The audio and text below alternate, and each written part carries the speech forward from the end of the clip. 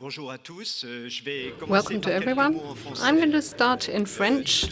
I'm delighted to be here today, here in Überlingen at this international congress. And I'd also like to congratulate Françoise. Well done for all of what you've done, your great achievements, and I highly admire you for what you've set up, and I was so moved by it last year already that I received this Buchinger Wilhelmi award. That was something really beautiful for me. I'm going to continue with my presentation in English. I think that there is no reason why robotics should be only used to explore the other planets, like with this equipment, which will be on March and will be sent by the NASA next year. I think robots can complement the other techniques we are already using to investigate animals, like what we are doing in the Southern Ocean. And I will bring you, therefore, with robots, not on March, which would be difficult, but on 𝗖𝗄𝗄𝗄𝗄𝗄𝗄𝗄𝗄𝗄𝗄𝗄𝗄𝗄𝗄 that we call the French Galapagos Islands, where live king penguins, and in Dumont-d'Urville area in Adélie Land, where we investigate emperor penguins. First, I will summarize why it is important to study wild animals for fasting. First, the pioneers in the study of these animals, which was in the 60s, 10 years about before I went there for 16 months. 16 months. I went in 72, but in the 60s, the pioneers found that huddling was the key for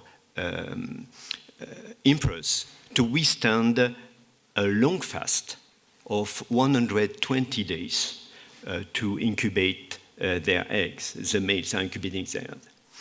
And at that time, in 72, I demonstrated that the birds were individually outside the colony, were at the minimum energy expenditure until -15, instead of maybe 18 for us. But we had to wait until stable isotopes were already available, and we demonstrated that by huddling together, they are able to reduce further their metabolic rate. You could say it's an exotic species, emperors, even if they don't live on palm trees, under palm trees. But we found that this mechanism of decreasing metabolic rate is the same mechanism that is used by newborn mammals, like young cats, young rabbits, to reduce their metabolic rate and accelerate growth. And in contrast to hibernation, which, as you know, is based on a decrease in metabolic rate thanks to a lowering of body temperature, huddling animals, sorry, I should go back.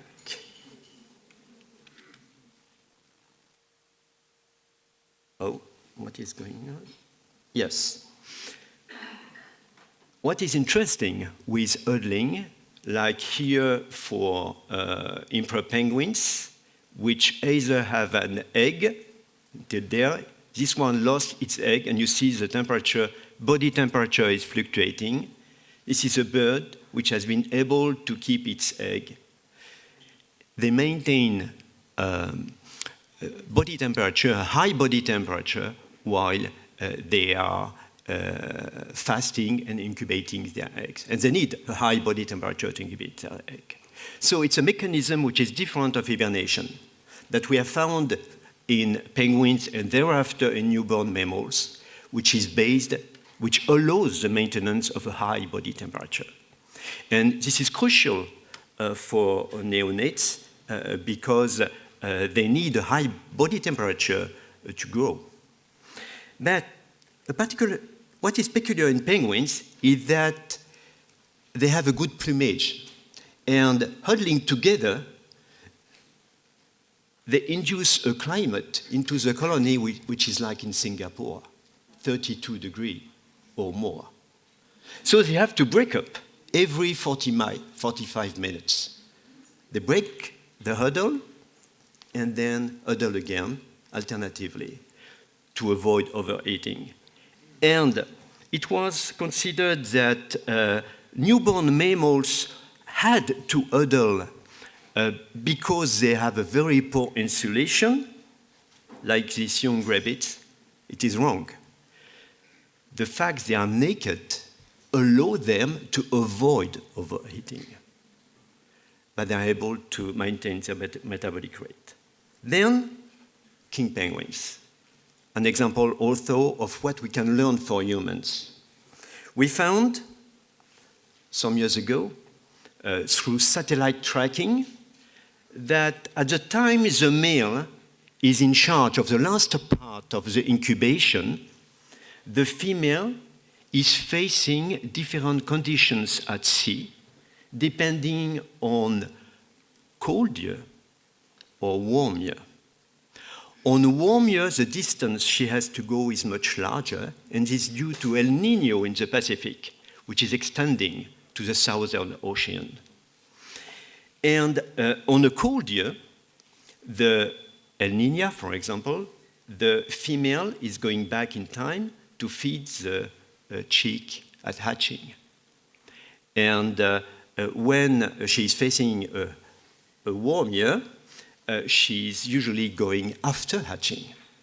But we found that the male is able to feed the chick, why the editors of nature call that feathers-bearing gift, the gift which allows the survival.